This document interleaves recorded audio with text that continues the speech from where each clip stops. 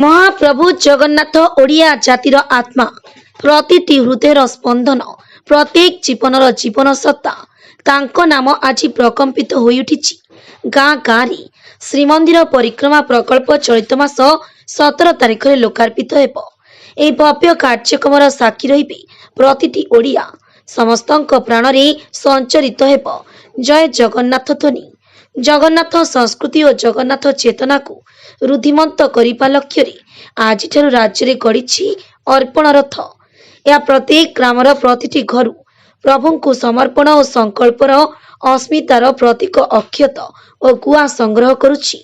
Puri जिलार 11टी block 268 panchayat ग्राम समूह अर्पण रथ माध्यम अक्षत बा अरुआ चाउल और गुआ संग्रह होउछि। आज प्रथम दिन में जिलार 25टी पंचायत बुली अर्पण रथ।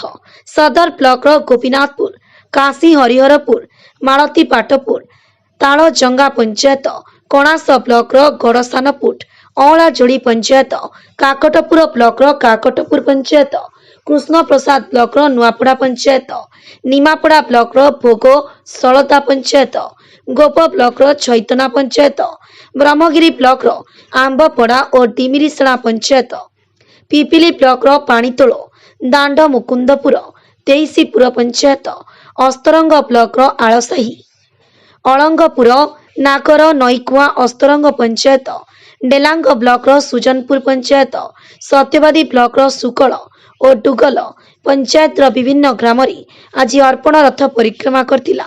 ए रथ को प्रतिष्ठान रे विपुल स्वागत और संबर्धना मिलिथिला। परिक्रमा प्रकल्पर डिजाइन को नहीं प्रस्तुत होइथिबा ए रथ पहुंचीबा क्षणी हरिपोल हुलुहुली संकीर्तन शंख ध्वनि रे प्रकंपित होई उठिथिला ग्रामगुड़िक। स्वतः प्रोतः भावे प्रति गृहरु माँ माने अक्षत और गुआ उद्दिष्ट पात्र रे अर्पण करथिले। पुरी रंजन दास का रिपोर्ट एटीएन न्यूज।